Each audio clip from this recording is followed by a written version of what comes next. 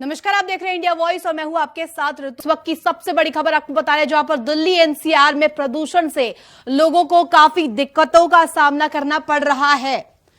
इस वक्त की बड़ी अपडेट आपको दे रहे हैं, जहां पर प्रदूषण से हर कोई परेशान है, लेकिन इसका असर बच्चों पर ज्यादा हो सकता है। ऐसे में गौतम बुद्ध नगर में कक्षा 1 से 8 तक की कक्षाएं चलाने का आदेश दे दिया गया है कि उसमें बंद कर दी जाए 1 से 8वीं तक की कक्षाएं। ये व्यवस्था फिलहाल 9 नवंबर तक अनिवार्य रूप से लागू रहेगी। इसको लेकर फिलहाल आदेश जारी कर दिया गया है और आपको इस वक्त की बड़ी खबर आपको बता रहे हैं, जहां पर आदेश में यह कहा गया है कि 9वीं से 12वीं तक के छात्रों के लिए भी ऑनलाइन क्लास संचालित की जा सकती है। इस वक्त की बड़ी खबर नोएडा से, जहां पर अब जहरीली हवा ने लोगों का जीना मुहाल कर दिया है। इस तरीके की कंडीशन आ गई है कि अब स्कूल्स बंद करने पड़ गए हैं। तो इसी खबर पर ज्यादा जानकारी के लिए हमारे साथ हमारी सहयोगी आकांक्षा न्यूज रूम से लाइव जुड़ी हुई है और हमारे साथ नोएडा से नितिन भी जुड़े हुए हैं, उनसे ज्यादा जानकारी लेंगे। आकांक्षा, जिस तरह से इस वक्त स्थिति बनी हुई है नोएडा में, जहरीली हवा के कारण लोगों का जीना मुहाल हो गया है। बिल्कुल ऋतु, देखिए लगातार जिस तरीके से पिछले कुछ दिनों से स्थिति बनी हुई है, पॉल्यूशन की वजह से बच्चों को, बूढ़ों को और बीमार जो लोग हैं उनको बहुत ज्यादा परेशानी हो रही है। ऐसे में हर कोई यही चाहता है कि सोल्यूशन निकले, लेकिन सोल्यूशन नहीं निकल रहा है। पॉल्यूशन की मार हर कोई झेल रहा है और सबसे बड़ी बात यह है कि तमाम जो सरकारें हैं, चाहे हम बीजेपी की बात कर ले, चाहे हम आम आदमी पार्टी की बात कर ले, पॉलिटिक्स के अलावा, राजनीति के अलावा कोई पार्टी कुछ भी करने को तैयार नहीं है। ऐसे में सबसे ज्यादा दिक्कत लोगों के लिए बढ़ रही है, क्योंकि जिस तरीके से 400 के पार अभी पॉल्यूशन का जो लेवल पहुंच रहा है, AQI लेवल जो है वो 400 के पार पहुंच गया है। ऐसे में सबसे बड़ी दिक्कत अब लोगों के साथ ऐसी हो रही है कि जो लोग सांस के मरीज हैं, जो अस्थमा के मरीज हैं, उनको बहुत ज्यादा परेशानियां हो रही हैं, बच्चों को बहुत ज्यादा परेशानियां हो रही हैं। और नोएडा में तो जैसे कि हम सभी जानते हैं कि स्कूलों को बंद कर दिया गया है।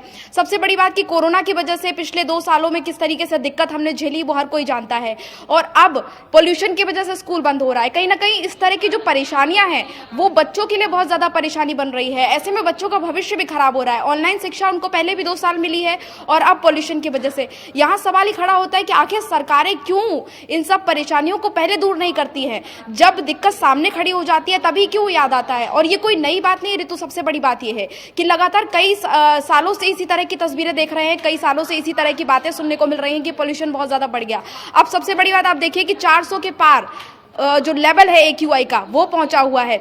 ऐसे में सबसे खतरनाक श्रेणी में ये लेवल है, और जो कि कितना लोगों के लिए खतरनाक हो सकता है इसका अंदाजा हम सभी लगा सकते हैं। जो मरीज हैं तमाम, उनको बहुत परेशानी हो रही है, सांस लेने में बहुत दिक्कत हो रही है, छोटे छोटे बच्चे बहुत ज्यादा परेशान हैं। और देखिए, राजनीति सिर्फ और सिर्फ राजनीति हो रही है। दिल्ली में क्या है, ट्रक को बैन कर दिया गया है, लेकिन सवाल यहाँ पर ये खड़ा होता है कि क्यों ये सब चीजें पहले से कंट्रोल नहीं की जाती हैं। आखिर क्यों? जब मुसीबत सामने खड़ी होती है तभी सभी को याद आता है। अगर पहले से पराली को लेकर देखिए सवाल खड़े होने हैं ऋतु, कि पराली जलाई जाती है और इसी वजह से पोल्यूशन बहुत ज्यादा होता है। पटाखों पे बैन किया गया था दिवाली के मौके पर। दिवाली के बाद पोल्यूशन नहीं था उतना ज्यादा, लेकिन जब पराली जली उसके बाद पोल्यूशन इतना ज्यादा बढ़ा। आज पोल्यूशन जो है 400 के पार पहुंच गया है, और 0 से लेकर 100 का अगर हम बात करें तो ये होता है सुरक्षित श्रेणी में होता है जब पोल्यूशन। और अभी जो पोल्यूशन की स्थिति है वो रेड से भी ज्यादा खतरनाक पर्पल में पहुंचा हुआ है, यानी कि 400 के पार। तो लोगों को दिक्कतें इतनी ज्यादा हो रही है, लेकिन इन सब पर सिर्फ और सिर्फ राजनीति हो रही है। चाहे आम आदमी पार्टी की बात करें, चाहे बीजेपी की बात करें, दिल्ली में ना ही आम आदमी पार्टी इसको कंट्रोल कर पा रही है, ना ही बीजेपी इसको कंट्रोल कर पा रही है। लेकिन लगातार एक्शंस लिए जा रहे हैं, लगातार प्लान्स बनते हैं। और देखिए ऋतु, सबसे बड़ी बात की अभी पिछले दिनों आदेश जारी हुआ था, उसके बाद ये आदेश जो इम्प्लीमेंट किया गया है नोएडा में और दिल्ली NCR में, कि कोई भी अपने जो निर्माण है उनको नहीं करवा सकता है, निर्माण कार्यों को रोका गया है। और साथ ही साथ जो ध्वस्तीकरण की कार्रवाई है उसको भी नहीं किया जाना है, क्योंकि इससे पॉल्यूशन फैलता है। स्मोक गन के लिए बोला गया था, स्मोक गन लगाई जाए जगह जगह, ताकि पॉल्यूशन की जो स्थिति है उस पर कंट्रोल किया जाए। लेकिन कई जगहों पे हमने देखा कि ऐसी तस्वीरें भी देखने को मिलती हैं कि लगातार धड़ल्ले से काम हो रहा है, तोड़ा ताड़ी का भी काम लगातार चल रहा है। इसके अलावा जो बिल्डिंग्स बनाई जा रही है उनका भी काम कई जगहों पर चल रहा है। लेकिन ये कहा गया है प्रशासन की तरफ से कि ये सभी कामों को रोका जाए, नहीं तो बड़ा मुआवजा देना पड़ेगा अगर कोई करता हुआ नजर आया।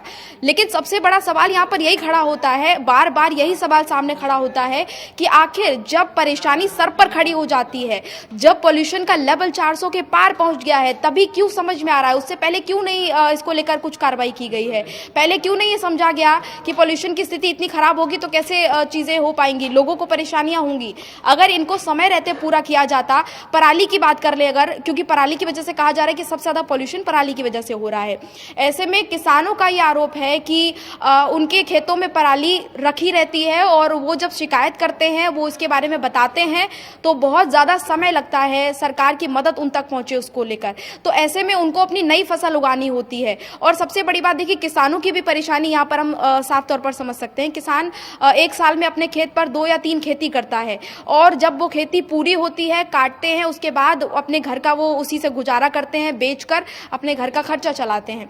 ऐसे में पराली अगर उनके खेतों में रखी रहेगी तो वो अगली फसल नहीं उगा पाएंगे, अगली फसल में देरी हो जाएगी तो उनको बहुत भारी नुकसान होगा। तो सरकार को कहीं ना कहीं बहुत जरूरत है इस चीज की कि पॉलिटिक्स करने के बजाय ये जो मुद्दा है, बहुत सीरियस मुद्दा है, इसको लेकर गंभीर सोचा जाए, इस पर गंभीरता से इसको लिया जाए और ऐसा निर्णय लिया जाए कि लोगों को इससे निजात मिल सके, पोल्यूशन से निजात मिल सके। बिल्कुल, पराली जिस तरह से आपने बताया कि कुछ ऐसा करना चाहिए सरकार को ताकि पराली से पूरी तरीके से निपटा जाए। लेकिन आपसे मैं ये पूछना चाहूंगी, जिस तरह से लगातार केंद्र सरकार और दिल्ली में सरकार इस लड़ाई में रहती है कि आखिर केंद्र और राज्य की सरकार किस तरह से प्रदूषण के मामले पर कार्रवाई करे, लेकिन क्या इस लड़ाई में पिसते दिल्ली एनसीआर के लोग ही हैं? बिल्कुल जाहिर सी बात है ऋतु। और सबसे बड़ी बात देखिए कि अभी ग्रेफ 4 लागू कर दिया गया है। ग्रेफ 4 तब लागू होता है जब बहुत ही खराब श्रेणी एयर क्वालिटी की होती है। ऐसे में हम ये अंदाजा लगा सकते हैं ग्रेफ 4 के लागू होने से ही कि कितनी ज्यादा खराब स्थिति अभी एयर क्वालिटी की है। इतनी बुरी स्थिति में अभी एयर है कि जो बीमार लोग हैं, जो बच्चे हैं, जो बुजुर्ग हैं, उनके लिए सांस लेना इस समय इतना दुश्वार है कि अगर वो इतनी जहरीली हवा में अगर वो सांस ले रहे हैं तो उनके लिए परेशानियां उनकी और बढ़ रही हैं, बीमारों के लिए और ज्यादा परेशानी बढ़ रही है। तो ये सबसे बड़ी दिक्कत कि अधिकारी जो है वो अपने अपने घरों में रहते हैं और प्योरीफायर अपने ऑफिस में लगा लेते हैं। तो अफसरशाही की वजह से कहीं ना कहीं परेशानियां बढ़ रही हैं कि अगर पराली को लेकर पहले से कंट्रोल किया गया होता, पराली को नहीं जलाने दिया गया होता, तो ये जो इस तरह की तस्वीर अभी देखने को मिली है नहीं आती। और देखिए ऋतु, अभी हाल ही में कुछ दिनों पहले नासा की एक तस्वीर सामने आई थी जिसमें यह पता लगा था कि बड़ी संख्या में पंजाब में, हरियाणा में किसानों ने पराली को जलाया है। और देखिए पिछली हमने कई सालों से हम यही स्थिति देख रहे हैं पॉल्यूशन की। लगातार पराली जब जलती है तो ऐसा ही होता है, तमाम जो पार्टियां होती हैं वो एक दूसरे के ऊपर जिस तरह से आपने बताया कि लोगों का जीना इस वक्त दुश्वार हो रखा है। और ऐसे में आप बने रहिए हमारे साथ नितिन भी बने हुए नोएडा से। नितिन, जिस तरह से जहरीली हवा के कारण अब जीना दुश्वार हो गया और ऐसे में लोगों की जो जिंदगी है वो एक तरह से बहुत ही ज्यादा तकलीफें हो रही है उन्हें, और ऐसे में क्या कुछ इस वक्त नजारा आपके आसपास देखने को मिल रहा है? देखिए ऋतु, बिल्कुल जिस तरीके से जो है प्रदूषण का जो लेवल है वो काफी बढ़ गया, लेकिन उसी को आपको बताया जिस तरीके से प्रदूषण बढ़ रहा है तो उसी को देख कर नोएडा प्राधिकरण की बात करी जाए या तमाम अधिकारियों की बात की जाए, सब यही चिंतित में जिस तरीके से प्रदूषण बढ़ रहा है इसको किस तरीके से रोका जाए। क्योंकि काफी अब प्रदूषण जो है, चाहे एक कोई लेवल की बात की जाए तो एक कोई लेवल जो है 400 से पार पहुंच चुका है। वहाँ जो प्रदूषण है काफी लोगों को दिक्कतों का सामना करना पड़ रहा है। अस्थमा के मरीज जो है, सांस लेने में लोगों को काफी दिक्कतों का सामना करना पड़ रहा है। साथ ही आंखों में जो है आंसू भी आ रहे हैं क्योंकि जिस तरीके से जहरीली हवा है, जहरीली हवा से आंखों में आंसू आते हैं। लेकिन नोएडा के डीएम स्कूलों को जो है साफ बंद करने के जो आदेश है वो 8वीं तक के स्कूलों को बंद किया जाएगा, 9वीं से लेकर 12वीं तक के स्कूलों को ऑनलाइन क्लासेस दी जाएगी। लेकिन उसके बाद में भी अभी जो प्रदूषण काफी फैल रहा है। नोएडा की प्राधिकरण की सीओ ऋतु जो इससे पहले जो कार्य कर लेते कि आखिरकार जिस तरीके से प्रदूषण लेवल जो काफी फैल रहा है तो उसको देखते यहाँ पर अभी तक जो है किसी प्रकार की ऐसी कोई सुविधा भी उपलब्ध नहीं कराई गई है। क्योंकि जैसे प्रदूषण यहाँ दिल्ली एनसीआर का मामला है, लगातार प्रदूषण पे जो हो चल रहा है कि प्रदूषण काफी है, काफी बढ़ रहा है, तो उसको देखते हैं काफी लोगों को दिक्कतों का सामना करना पड़ रहा है इसमें। लेकिन नोएडा प्राधिकरण की बात की जाए कि बड़े बड़े दावे करते हैं कि प्रदूषण को लेकर पूरी तरीके से रोकथाम यहाँ लगा दी जा रही है, पानियों का बौछार भी किया जा रहा था। लेकिन अब उस प्रदूषण जैसे ज्यादा बढ़ रहा है, नोएडा प्राधिकरण बड़ी बड़ी बातें करते हैं कि आपके सीओ ऋतु महेश्वरी का कहना है कि जिस तरीके से प्रदूषण बढ़ रहा है उसको रोकने के लिए पूरा प्रयास किया जा रहा है। लेकिन यहाँ अभी तक की बात की जाए, अभी तक नोएडा प्राधिकरण की टीम ऐसा कोई भी नहीं आया किसी प्रकार की जो यहाँ पर पानी का छिड़काव भी कर सके, जो कि प्रदूषण फैल रहा है तो उसको किस तरीके से रोका जाएगा। लेकिन प्रदूषण में जो है काफी लोगों को दिक्कतों का सामना करना पड़ रहा है। जी बिल्कुल नितिन, जिस तरह से आपने बताया लोगों को काफी दिक्कतें हो रही हैं और ऐसे में आपसे ये जानना चाहूंगी कि जिस तरह से कोरोना काल से ही लोगों को और खास तौर पर छात्रों को उनकी शिक्षा को बहुत ज्यादा घाटा हुआ था, उसके बाद से ही शिक्षा दर में जिस तरह से कमी देखने को मिली और ऐसे में अब प्रदूषण एक और चीज सामने आ गई है। प्रदूषण की वजह से पहली कक्षा से लेकर 8वीं कक्षा तक स्कूल बंद कर दिए गए हैं। कैसे ले रहे हैं इस पूरे निर्णय को? देखिए, बिल्कुल जिस तरीके से 2 साल पहले कोरोना काल में भी जो है स्कूल के जो भविष्य था वो काफी बेकार हो गया था, लोगों का काफी चिंतित में रह गया कि ऑनलाइन क्लासेस से जो इस तरीके से कहा जाता कि ऑनलाइन क्लास ली जाएंगी, बच्चों को पढ़ाया जाएगा, लेकिन घर में रह के जो बच्चे ऑनलाइन क्लासेस लेते थे लेकिन वो पढ़ाई नहीं मानी जाती थी, बच्चों का सिर्फ और रहता था उसमें। लेकिन अब जो दोबारा स्कूलों को बंद करके आज आदेश दे दिए गए, कल देर रात ये आदेश जारी किया गया था कि कक्षा 1 से लेकर 8वीं तक के स्कूलों को बंद किया जाएगा, 9वीं से लेकर 12वीं तक के बच्चों को जो ऑनलाइन शिक्षा दी जाएगी। लेकिन उसमें कहीं ना कहीं जिस तरीके के लोगों के बच्चों के भविष्य पे खिलवाड़ किया जा रहा है, क्योंकि भविष्य जो है काफी मेहनत से लोग बच्चे यहाँ पढ़ के जो है आगे बढ़ते हैं। लेकिन अब देख रहे हैं जिस तरीके से अब दोबारा स्कूल बंद करने के जो आदेश दिए नोएडा के डीएम सरवाई ने और तमाम स्कूलों को देर रात तक नोटिस जारी किया है, क्योंकि उसमें कहा गया कि कक्षा 1 से 8वीं तक के बच्चे हैं उनके जो भविष्य पे जो है खिलवाड़ किया जा रहा है। क्योंकि जिस तरीके से प्रदूषण जो फैल रहा है इससे यदि प्राधिकरण की जो टीम है इससे पहले ही कंट्रोल करने के लिए लगा दिया जाता, क्योंकि दीपावली के बाद में पता है कि जिस तरीके से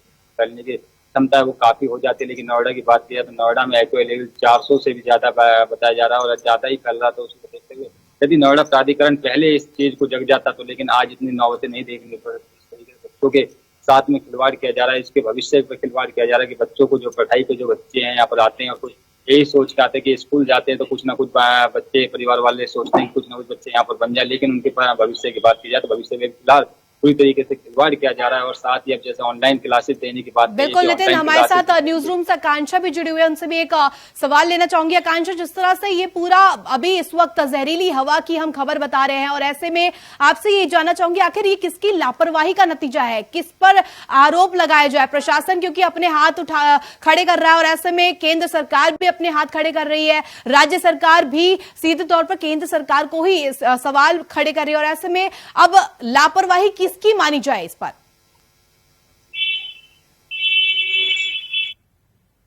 दिल्ली सरकार ने कल से प्राइमरी स्कूल बंद करने का फैसला लिया है और साथ ही साथ ये भी जानकारी मिल रही है कि ऑड इवन भी लागू हो सकता है। लेकिन जैसे कि आपने पूछा कि लापरवाही किसकी है, कौन इसके लिए जिम्मेदार है, तो जाहिर सी बात है ऋतु, देखिए जो सरकार है, चाहे हम बात कर ले दिल्ली की, चाहे हम बात कर ले यूपी की, चाहे हम बात कर ले हरियाणा और पंजाब की, वहां की तमाम जो सरकारें हैं जहां पर पराली जलाई जा रही है वो सरकारें पूरी तौर से जिम्मेदारी इसको लेकर लेनी उनको चाहिए।